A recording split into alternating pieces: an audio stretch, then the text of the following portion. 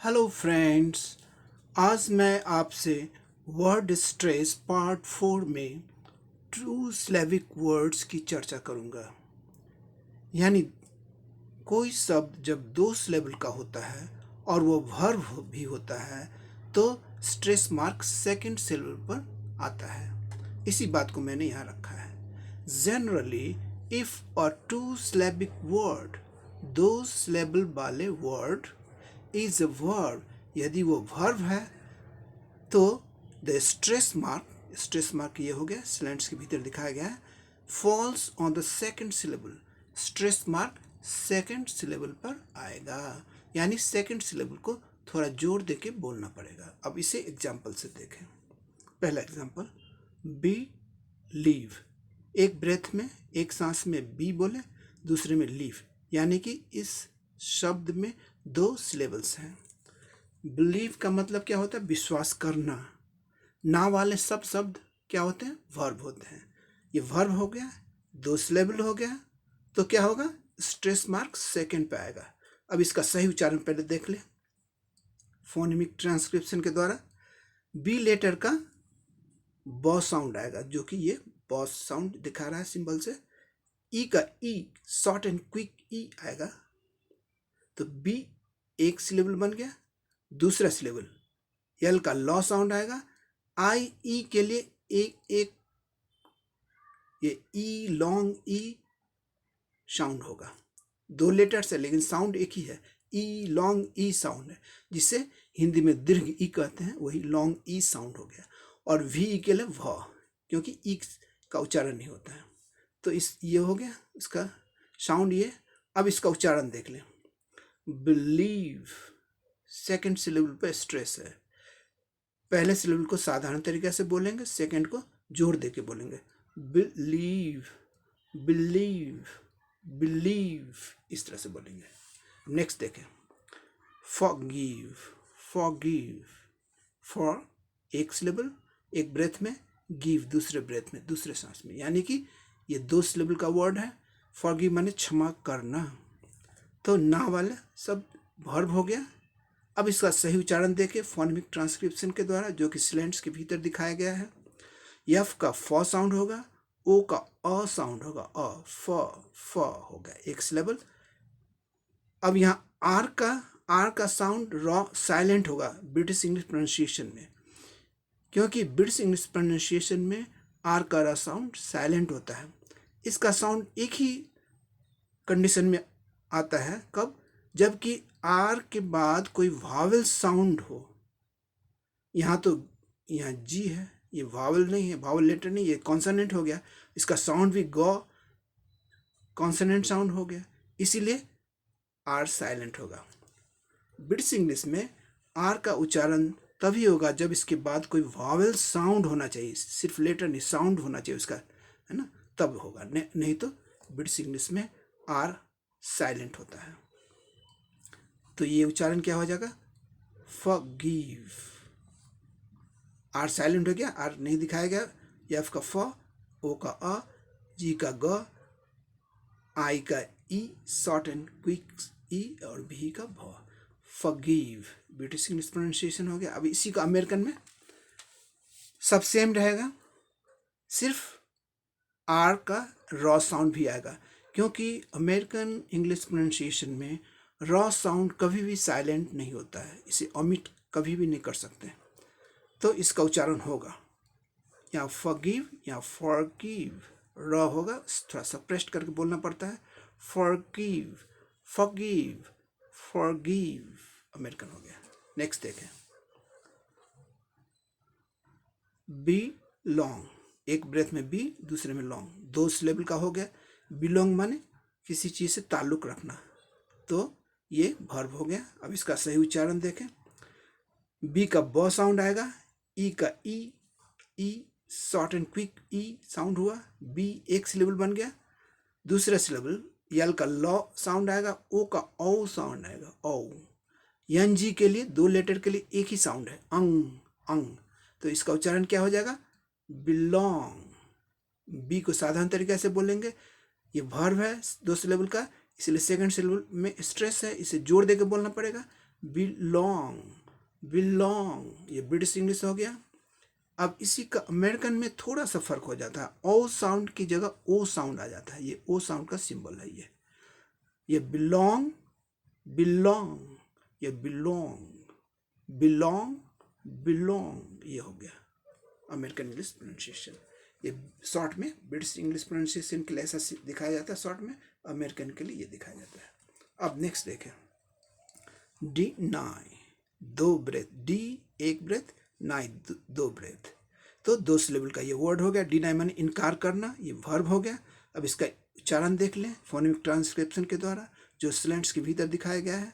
D का डॉ sound हो जाएगा, ई का E short and quick E sound होगा, और एन का नौ साउंड होगा, वाई का आई साउंड होगा, ये आई साउंड का सिंबल है।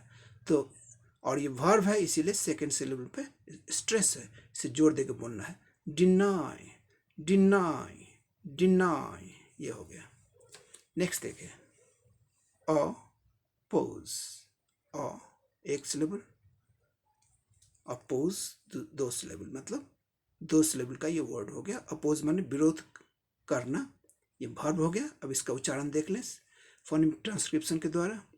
ओ का अ साउंड होगा, अ एक वावल साउंड हो गया, और पहले सिलेबल में सिर्फ एक ही साउंड है, वावल साउंड है, और दूसरे सिलेबल में पीपी के लिए पॉ साउंड हो जाएगा, और ओ के लिए औ साउंड हो जाएगा, ओ के लिए औ साउंड हो जाएगा, एस ई के लिए ज साउंड हो जाएगा। अपोज, अपोज, ये ब्रिटिश इंग्लिश प्रोनाउंसिएशन हो गया। इसी का अमेरिकन में, अमेरिकन इंग्लिश प्रोनाउंसिएशन में क्या हो जाएगा, औ की जगह ओ साउंड हो जाएगा, बाकी सब सेम है।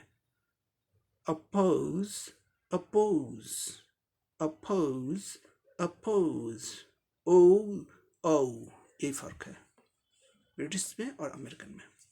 नेक्स्ट देखें, एक्सेप्ट, अक एक ब्रेथ में, सेप्ट दूसरे ब्रेथ में, दो सांस में दो, तो इसका मतलब दो सिलेबल का वर्ड है। एक्सेप्ट माने क्या होता है, स्वीकार करना, ये वर्ब हो गया। अब इसका सही उच्चारण फोनेमिक ट्रांसक्रिप्शन के द्वारा देखें। अ का ए का अ साउंड होगा, सी का पहले सी का क साउंड, अक, ये एक सिलेबल बन गया। अब दूसरे सिलेबल में दूसरा सी दूसरे सिलेबल में आएगा, और दूसरे सिलेबल में ये सी का साउंड स हो जाएगा। पहले सिलेबल में सी का साउंड क था, और फिर एक सी दूसरे सिलेबल में चल जाएगा, वहाँ इसका साउंड स हो जाएगा। पहले में अक, ये दूसरे में स हो गया। ई का ए साउंड होगा, पी का प साउंड होगा, टी का ट साउंड होगा। इस तरह से स्वीकार करना ये वर्ब है, इसलिए सेकंड सिलेबल स्ट्रेस मार्क है, यानी सेकंड सिलेबल को जोर दे के बोलना है। Accept, accept, accept. अब नेक्स्ट देखें, सर्वाइव, स एक ब्रेथ में, वाइव दूसरे ब्रेथ में, दो सिलेबल का वर्ड हो गया। इसका मतलब बचना है ना। तो इसका उच्चारण अब देख ले, सही उच्चारण क्या होगा।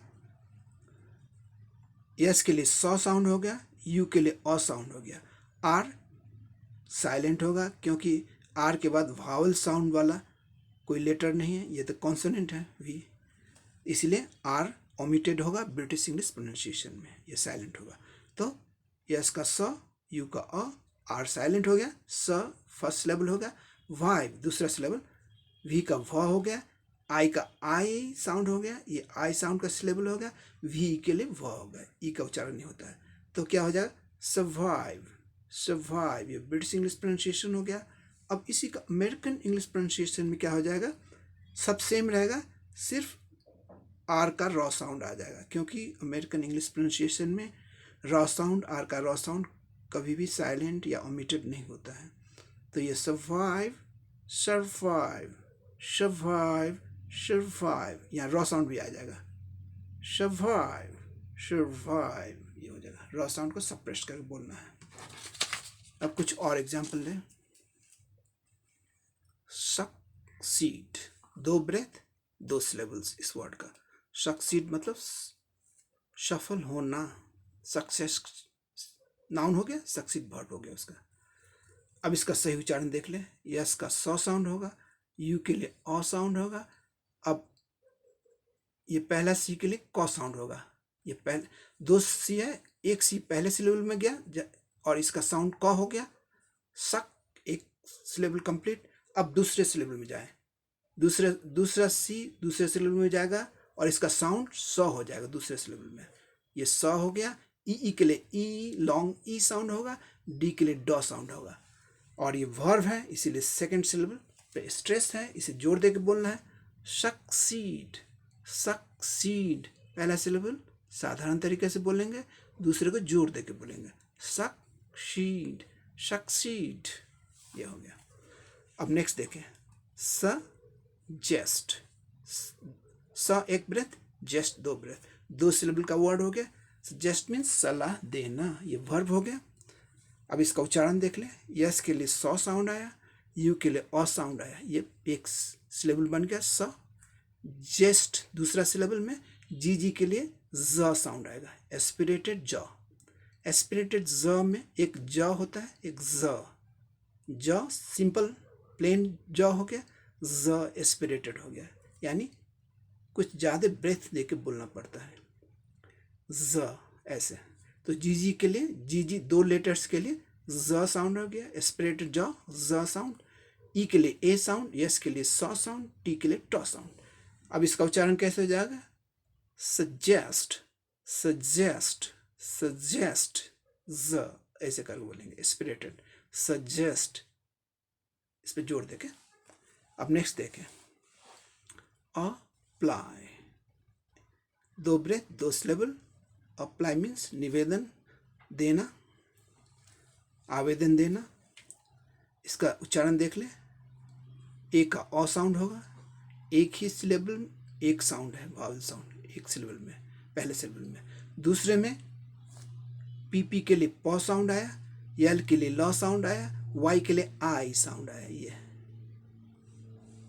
आई साउंड का सिंबल हो गया। ये वर्ब है इसीलिए सेकंड सिलेबल पे स्ट्रेस है, इसे जोर देके बोलना है। अप्लाई, अप्लाई, अप्लाई, ऐसे बोलना है।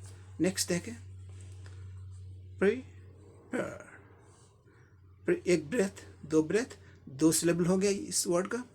इसका मतलब तैयारी करना, ये वर्ब हो गया। अब इसका उच्चारण पहले देखें फोनेमिक ट्रांसक्रिप्शन के द्वारा। पी का प साउंड आया, आर का रॉ साउंड आया। अब ये ब्रिटिश इंग्लिश में भी रॉक साउंड आ रहा है, क्यों आ रहा है?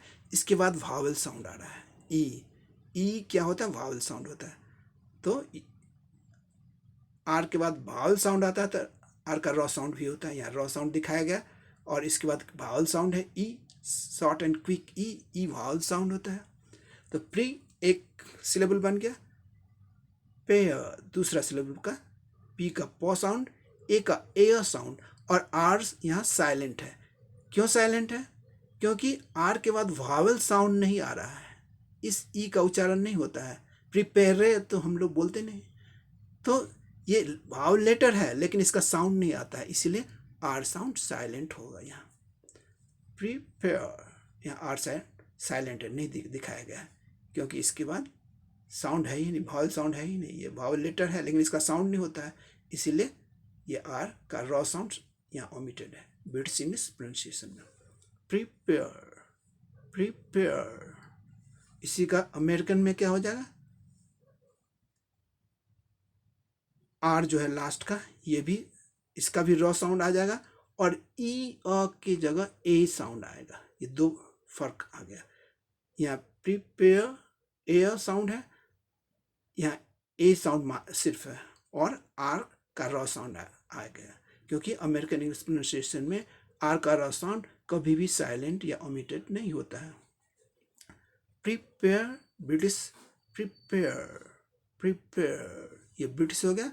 Prepare, prepare, prepare, R sound आ गया, ए साउंड हो गया।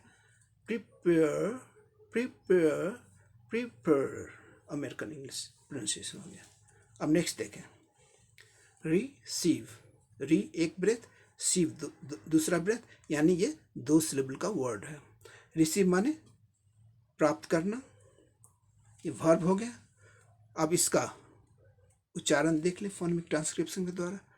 आर का रॉ हो गया साउंड, इसके बाद वॉवल साउंड आ रहा है इसलिए उच्चारण हो गया।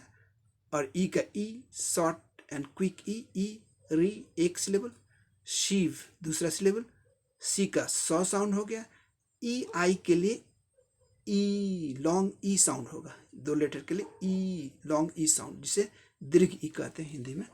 और वी ई के लिए व साउंड, क्योंकि ई का उच्चारण नहीं होता यहाँ, ऋषि व का उच्चारण तो ये भी हो गया। तो ये वर्ब है, सेकंड सिलेबल पे स्ट्रेस है, इसको जोड़ दे के बोलना है रिसीव रिसीव रिसीव। नेक्स्ट देखें, ऑफ 10, दो ब्रेथ दो सिलेबल्स माने ग्रहण करना, ये वर्ब हुआ। अब इसका उच्चारण देखें, ओ का अ हो गया, बी का ब साउंड हो गया, ऑफ एक सिलेबल। दूसरे सिलेबल में टी का ट हो गया, ए आई के लिए ए ई साउंड होगा, ए ई साउंड। नौ के लिए यन के लिए नौ साउंड होगा, ऑब्टेन ऑब्टेन ऑब्टेन ऑब्टेन, ऐसे बोलेंगे, ए ई साउंड है, ऑब्टेन एन। नेक्स्ट देखें, डिसेक्ट, दो ब्रेथ दो सिलेबल, डिसेक्ट मतलब काटना, ये भी वर्ब हो गया। अब इसका उच्चारण देख ले, डी के लिए ड साउंड, आई के लिए E sound, short and quick E sound. Yes yes के लिए सौ साउंड हो गया, दो लेटर के लिए एक साउंड सौ। ई के लिए ए साउंड, सी के लिए क साउंड, टी के लिए ट साउंड। ये वर्ब है, सेकंड पे स्ट्रेस मार्क है, इसे जोर से बोलना है थोड़ा, डिसेक्ट डिसेक्ट डिसेक्ट, इस पे स्ट्रेस देके बोलना है, डिसेक्ट। नेक्स्ट देखें, एक्स एक ब्रेथ, पोर्ट दो ब्रेथ, दो सिलेबल का वर्ड है, यानी निर्यात करना, ये वर्ब हो गया। अब इसका उच्चारण देख लें, एक ई के लिए E short and quick E, X में दो साउंड है, एक क साउंड है एक सौ साउंड है ना, एक्स में क साउंड और सौ साउंड दो है, तो एक क साउंड एक्स का पहले सिलेबल में आ गया और सौ साउंड दूसरे सिलेबल में चला जाता है, स्पो है ना। तो ई क हो गया, इसका क साउंड इधर फर्स्ट सिलेबल कंप्लीट हो गया, अब दूसरे सिलेबल में आया, इसका सौ साउंड यहाँ आ गया है ना, पी का प साउंड आ गया, ओ के लिए ओ साउंड, ओ साउंड का सिंबल ये है। आर साइलेंट होगा क्योंकि आर के बाद यहाँ तो कॉन्सोनेंट है टी है ना, ये वावल साउंड यहाँ नहीं है, तो ये आर साइलेंट होगा ब्रिटिश इंग्लिश प्रोनाउंसिएशन में।